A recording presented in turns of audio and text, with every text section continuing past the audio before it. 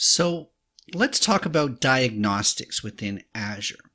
Now, certainly each of the resources that we've been working with has a diagnostics option. So this is a resource group, and I can go down and look at the diagnostic settings for the resources in this group, which is another great reasons we organize things into resource groups. Going back into it, we can choose our Azure web app, and again, going down into here, we can see that Azure web app does some stuff automatically, but we can turn, right now all the diagnostics is turned off, and we can certainly start to turn on different diagnostic settings if we wanted to start tracking diagnostics from Azure web apps. Okay, going back up to here, if we go into the services and we start looking at Azure Monitor, right? So Azure Monitor is a relatively new dashboard for all of the diagnostics activities within your account. So monitor your applications and your infrastructure all in one place. So instead of it being so diverse across, even at the resource group level or into individual resources, we can look at metrics, we can look at logs, we can set up alerts, all within Azure Monitor. So Azure Monitor, very rightly, is starting to become the home for diagnostics. If we see down here, there is a diagnostics settings tab into Azure Monitor, and we're seeing the same resources that were shown in the diagnostic settings at the resource group level. So now it's all in one place for the same effect. Let's go over and look at a virtual machine. So here's a virtual machine that I created the other day. And you can see that does actually fire off CPU and network, etc. But if we go down to diagnostics settings, there's a diagnostic settings menu here. First of all, if you might have to turn on diagnostics. Okay, so it was something that I enabled when I was setting up the virtual machine.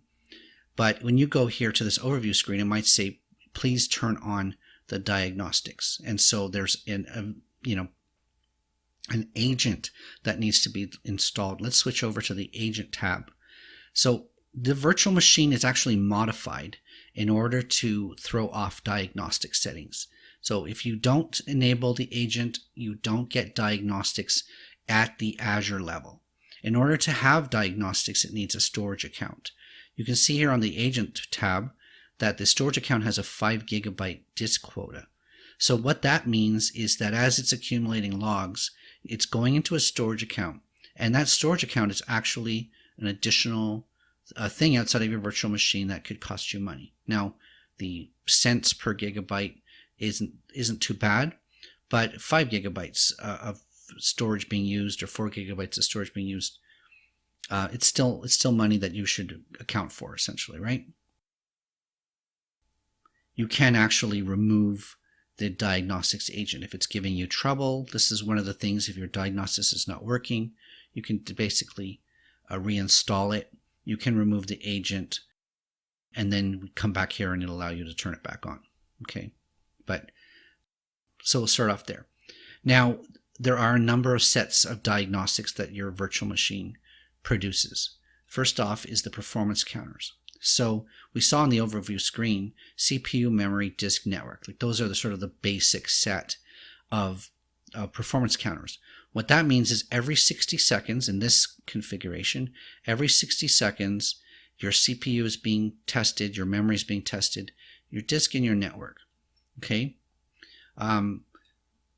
So if we go back to a diagram like this, this is every 60 seconds. Every minute you can see as you move your mouse, the CPU has been tested. That means it's not actually being tested every second or in between times. Go back down to diagnostic settings. Okay.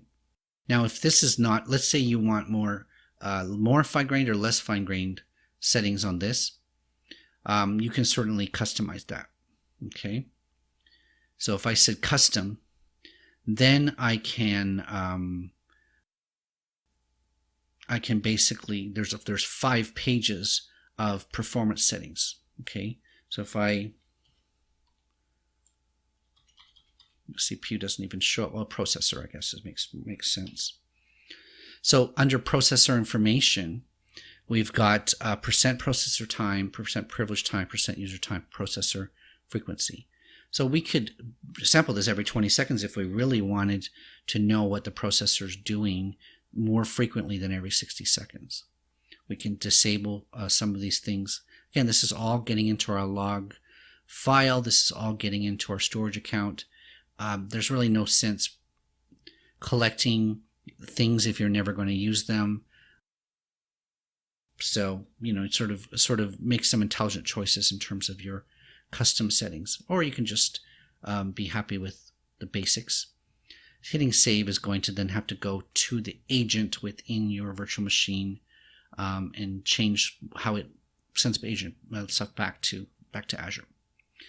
So those are the performance counters. We also have logs. So think of the Windows event log in your Windows system. It has application security system as 3 of the tabs. So you can basically equate this to the Windows event log, being able to have those events bubble up into Azure itself and then being able to monitor those types of events. You can see that if you want to log, if this is an IIS machine, you can collect your IIS logs and store that within Azure. Any sort of failed requests, etc. If you've got .NET applications and you want to get tracing output generated outside of your VM into Azure, you can enable that as well. Okay, so logs is pretty straightforward. Crash dumps is pretty self-explanatory. It's disabled by default. Are you really going to be investigating the contents of the memory? It's a very specific use case for you needing the contents of the memory when a process fails. If you're going to be able to have the technical capability to investigate that. Syncs are external services. So for instance, Application Insights is considered one. You can have your diagnostic data fed into Application Insights.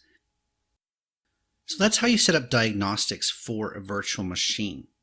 If we head back to the Azure Monitor, I actually have a shortcut here.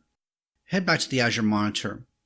We can see that it allows you to look at activities, alerts, metrics, logs. We're going to look into that in a future video. But what we're concerned with is the diagnostic settings for virtual machines. And we can see here that Azure Monitor has applications, virtual machines in preview mode, containers, and network, which is Network Watcher.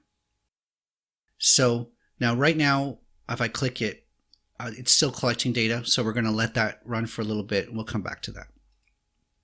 But basically, as the virtual machine starts filling its logs, we're going to start to be able to look at the health and performance of that virtual machine, or all my virtual machines, using Azure Monitor.